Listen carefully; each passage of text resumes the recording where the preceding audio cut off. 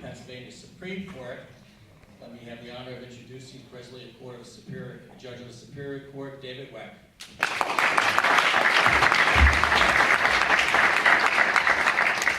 Thank you, Mayor. It's so nice to be here with my running mates, Kevin Doherty and Christine Donahue. It is a critical election.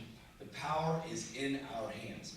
As you heard, it is a unique opportunity. We have never before elected 3 justices in the same year. And we know this is a time of great crisis in our Supreme Court. Great crisis. But the flip side of the great crisis is a time of great opportunity. And it's in our hands. And over the next 48 hours, we should all reach out to people. Think of the opportunity. Think of the chance to have 4 justices out of 7, or 5. It could be 5. It will be 5 if all 3 of us win. It's necessary that all 3 of us win. Kevin, Christine, and I. Max Baer, who's a Democrat, will retire next year. Okay?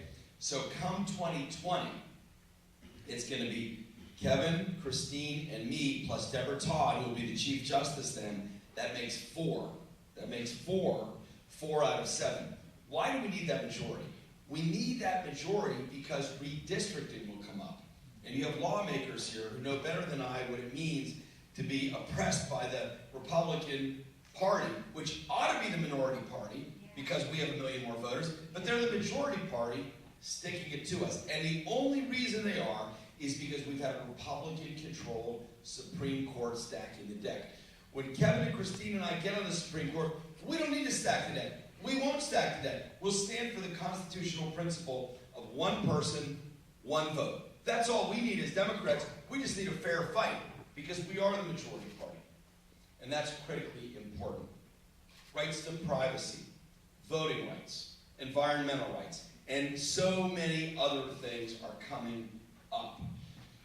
If we lose this opportunity, the Pennsylvania that we leave behind will be one that will be unrecognizable. It'll be basically owned by the Koch brothers, and we have to stop that.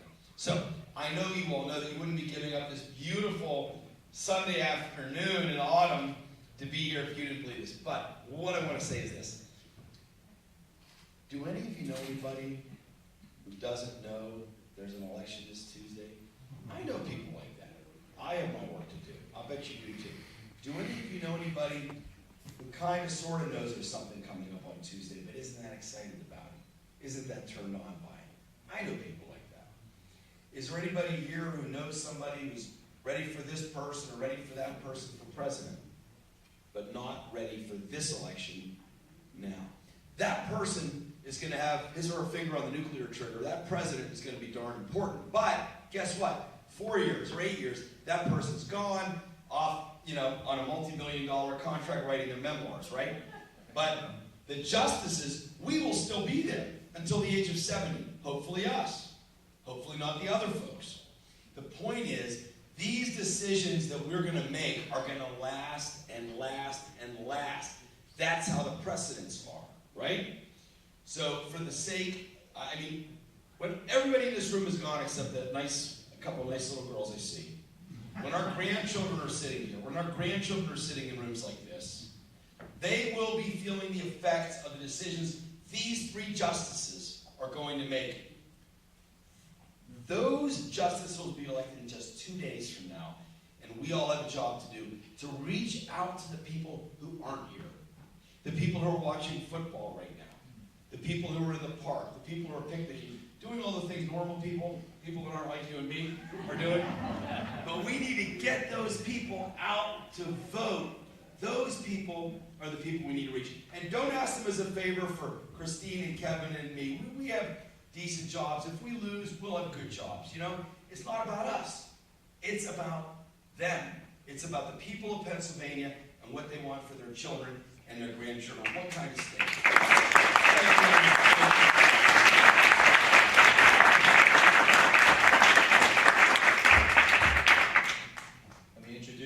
Kevin Doherty.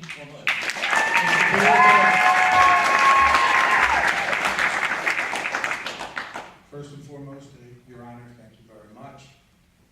The Senator's not here, But imagine the senator taking his time on a weekend to come share his personal time with us, to engage us, to hopefully excite us. That's how important this is, as well as to have the DA and everybody here. But this would not have been possible, this whole the whole county would not be possible without our chair, Matt.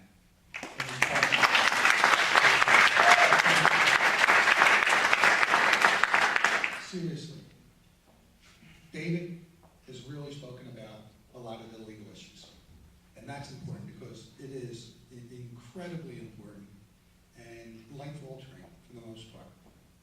But what I'm here to share with you is the other side of the Pennsylvania Supreme Court that they don't realize, or most people don't know, as we travel through this state. The Supreme Court is the court of last resort. What we're looking for are 3 Democrats who will come up that have the intellect and the work ethic, but will also have the heart. Because I truly believe that it is the last court of resort. And what we need is good and decent people in that court that are ready, willing, and able to correct the wrong. See, we'll make decisions and they will have indelible impression and impact on the things that we do in Pennsylvania. But the Supreme Court will also create the rules and the committees that will get you into court. In my life, I've dedicated myself to the at-risk, the poor, the marginalized, and the working families. You've heard me say that over and over and over again. But I really believe it. And I truly believe, as does David and Christine, that the court should be fair and accessible by everyone. There's a whole concept of civil guinea in which everybody who's charged with a criminal offense has a right to counsel, but not so in a civil case. So when we try to take somebody's home in mortgage foreclosure, they don't necessarily have the ability to have a lawyer if they can't afford one. Well, let's be realistic. If you weren't poor, you'd pay your mortgage. If you didn't lose your job, you'd pay your mortgage. If you were wealthy, you'd pay your mortgage, but you'd be probably paid off with interest from your monies. We want to make it fair and balanced. Our job, as I've been saying, is to pursue the American dream. I, as an assistant district attorney in Philadelphia County, made it a point to make our streets safe. But that's a position of great authority and great respect. That doesn't mean it's a position in which incarceration and execution are the fundamental principles of justice. This county, this DA, and others, as well as many court systems, have now brought in specialty courts. In Philadelphia County, I did it with juvenile treatment court, and I did it with human trafficking court. People don't realize that this part of the state is a hub of human trafficking. The I-95 corridor and stuff. And the majority of children who are trafficked are children in the child welfare system. So our most at-risk and vulnerable young boys and girls are being abused and sold as chattel, just for sex. When they get arrested, we're labeling them as prostitutes and charging them with criminal offenses. And they're poor. They end up in jail, or they end up with convictions. Something has to be done based upon the trauma they've experienced. Now let's look at our veterans. We're taking our young men and women. We're patting them on the back. We're putting them on a plane. We're sending them to foreign countries. And we're telling them they're going to defend our national honor. And they do. But realistically, we're putting the gun in the 20-year-old's hand. And we're saying, go kill them before they kill us. And when they come home to salutes, to pat on the backs, to parades, to hugs, to thank you for your service. And then 3 months later, when they're living in their mother's basement because they can't afford a job, or if they haven't been able to get a job because they can't transfer, finding an IED into working as a cashier at Walmart. And when they hear that siren go off, or a car back up, they have the post-traumatic stress disorder.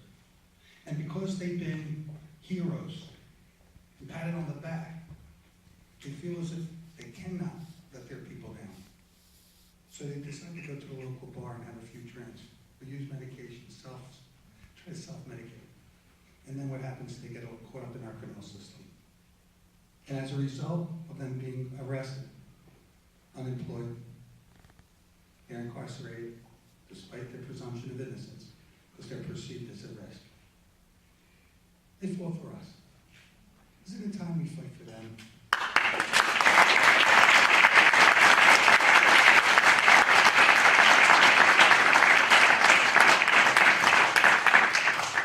This is what the Supreme Court does. People don't realize that this is a good court, a decent court, as I said, a noble court. What we witnessed was human frailty. I'm not going to stand here and chastise the behavior of any other human being. It's for a greater force. What we have to do is bring closure to the hurt, wipe away the tarnished image. And the best way that I know to do that is to have David Weck, Christine Donahue, and Kevin Doherty assume those three positions. Because I can tell you, I've known David for years. Judge Donahue and I have become very close during this campaign. These are wonderful people who think like we think. All we need is opportunity. People keep saying that this election is going to be based upon turnout. Well, that's why we're here. We have 48 hours left. My body is physically tired. My heart and my soul is not. It's energized because when I look around this room, I know you are the hardcore cheerleaders for us. But I need you to work a little harder to get out additional people. Not the people that just voted for President Obama, but the people who are registered, that need that little extra push, a little kick. Grab them out of the door and tell them how important this is for us. It's the only way we're going to win. As I said, 48 hours. Now, from a very personal perspective, I have to tell you it's somewhat bittersweet. I've been praying for an end. And I want it to be victorious. But you know what? Be careful what you wish for. Because once you elect us, once you put three good and decent people in that office, the Supreme Court will remain a noble institution, but we're going to go into anonymity. You won't have to read about us in the papers, because all we want to do is work and make life better for all Pennsylvanians. We won't be able to engage you for the next 10 years. So, in essence, this may be, hopefully, the last time we stand before you as candidates. So, I can tell you, when I look around this room, I've made very close friends in this room. I've said this to you at the dinner, and I'm saying it to you again. Bittersweet for me. I've enjoyed every single moment. I cannot thank you enough for the warmth and welcome that you have given all of us. And when we do see each other, it will be in a different capacity. And I look forward to that moment. But at this moment, we are still the candidates. And as we said, we take nothing for granted. And yet, as you heard me the other day, I'm saying it again. Hi, I'm Kevin Doherty. On Tuesday, November 3rd, will you vote for me? And will you vote for my good friends, David Weck and Christine Donahue, as well as everybody else? Don't stop at the top. We still have Alice DeBow and Mike Wojak. Thank you, guys.